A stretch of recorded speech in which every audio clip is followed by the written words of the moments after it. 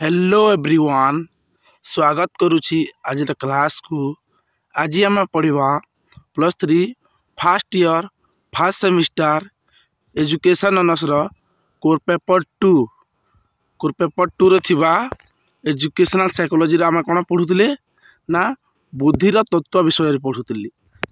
बुद्धि कौन पढ़ुले एक उपादान तत्व, दुई उपादान तत्व और बहुउपादान तत्व विषय आम आलोचना करी। जदि से वीडियो देखिन ताहले यही डिस्क्रिप्शन बॉक्स जाकि तुम देखीदेव देख। तो आज आम कौन पढ़ा ना आज आम पढ़ा मानसिक बयस और बुद्धि परीक्षण प्राप्तांकर धारणा। आम कहीपर कि बुद्धि बा आईक्यू किपरि मपा जाए, आईक्यू कहार केते आईक्यू लेवल अच्छी केते किपरि मपा जाए से विषय आम आज आलोचना करवा। पूरा वीडियो को कौन कर ना पूरा संपूर्ण देख। और जदि वीडियोटी भल लगे लाइक कमेंट एंड शेयर करने जमा भूलें। तो आज आम कौन देखा ना किपरि बुद्धि मपा जाए।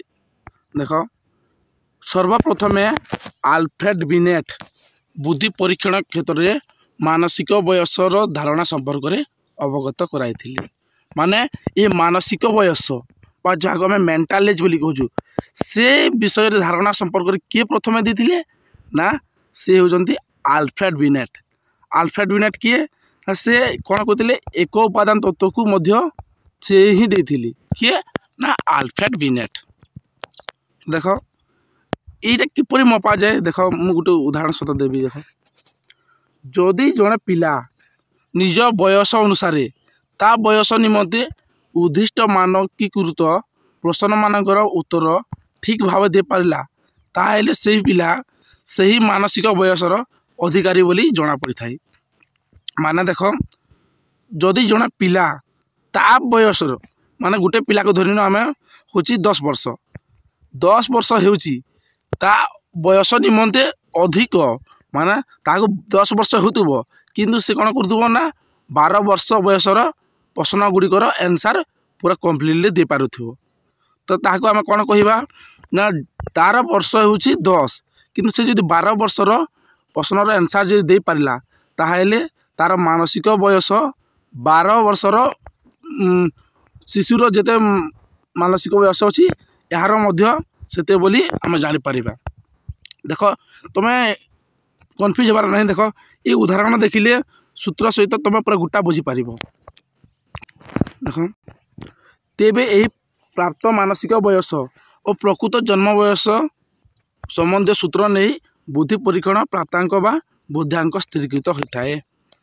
तार माने देख ये गोटे सूत्र बा फर्मूला देसी से विषय में आम देख देखिन पूरा तुम अति इजिली बुझीपर। यहाँ तापर तुम तुम आईक्यू कैलकुलेट कर कि तुम एत आईक्यू अच्छी बोली। देख तो फर्मूलाटा कौन हो फर्मूला हूँ मानसिक बयस बाय जन्मगत बयस इंटू 100 बा mental age by chronological age into 100। ये किपरि हो देख गोटे गोटे उदाहरण देछि। जदि सूरजर प्रकृत बयस कौन ना 10 से 12 वर्ष बयसर पिला निमंते उद्दिष्ट मानकीकृत परीक्षण में सबु प्रश्न उत्तर ठीक भाव देला तेबे तार मानसिक बयस 12 हेब।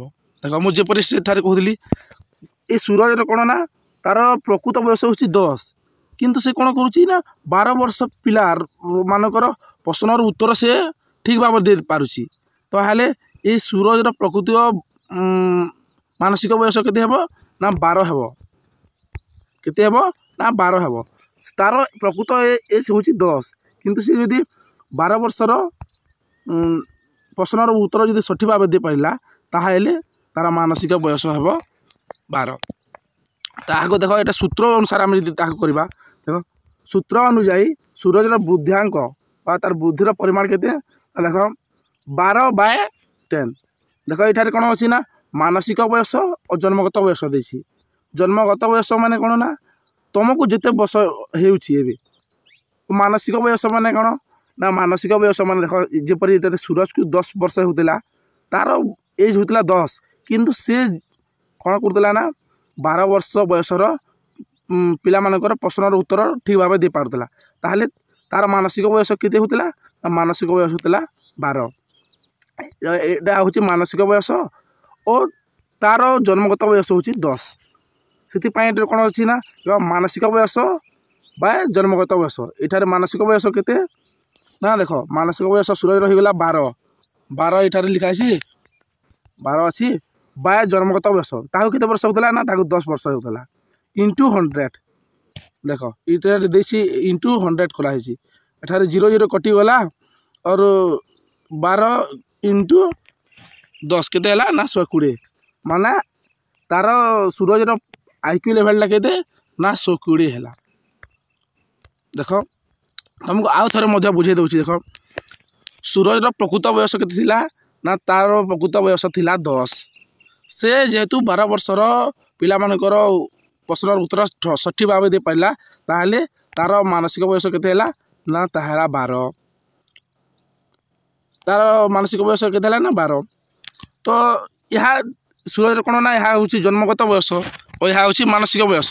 तो आम सूत्र अनुसार जदि पुट करवा ताहले देख 12 इंटू बाय 10 इंटू कौन हो ना 100 हूँ।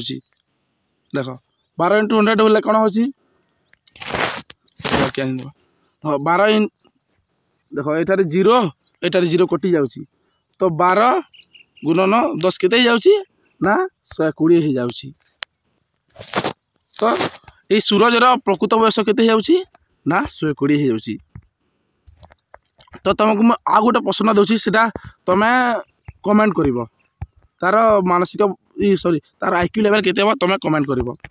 जदि देख सूरजर बयस केते हो ना तार बयस हो 12 हो। तो से 14 वर्षर पिला मानकर यदि उत्तर सठिक भाव दे पारा ताहले तार बुद्धियांक बा आईक्यू लेवलटा केते हो ता कमेंट कर।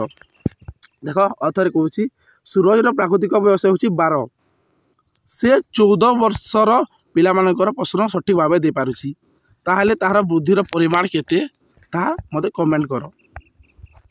तापर देख आम केते गुड़े बुद्धिर सारणी विषय जाना। देख प्रथम देखी जार आईक्यू लेवल कौन ना 140 रु 169 विषय थाए बा 140 रु 169 भितर थाए ताको आम कौन बोली कही था ना प्रतिभा संपन्न सर्वोत्कृष्ट बा भेरी सुपरियर और जीनियस बोली आम कही था। और जार 120 नु 139 भितर थाए ताकू सुपेरियर बा अति उत्कृष्ट बोली आम कही था। और जार आईक्यू लेवल 110 रु 119 भितर थाए ताकू हाराहारी ऊर्ध्व कही बा एभव एवरेज कही था। और जार 90 रु 109 भितर थाए आईक्यू लेवलटा ताकू हाराहारी बा स्वाभाविक कही था। आम जार 80 रु 89 विषय भितर थाए ताकू आम कौन कही था ना हाराहारी ठारू कम बोली आम कही था बा बिलो एवरेज कही था। और जार 70 रु 79 मध्य बुद्धि परिमाण थाए ताकू कौन कहतु ना अल्प बुद्धि ठारू अधिक बोली कही था।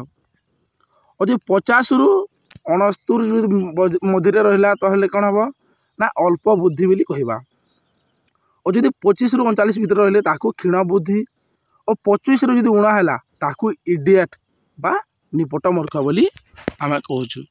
देख जदि अब ये प्रश्न भी आसे कि क्यों स्टूडेंट को आम पूरा जीनियस बोली कहवा। क्यों स्टूडेंट को ना जो स्टूडेंट रो आईक्यू लेवल 140 रु ऊर्ध्व बुझीपार। तो आज आम कौन पढ़ले ना बुद्धियांकर निर्णय किपरि करा जाए।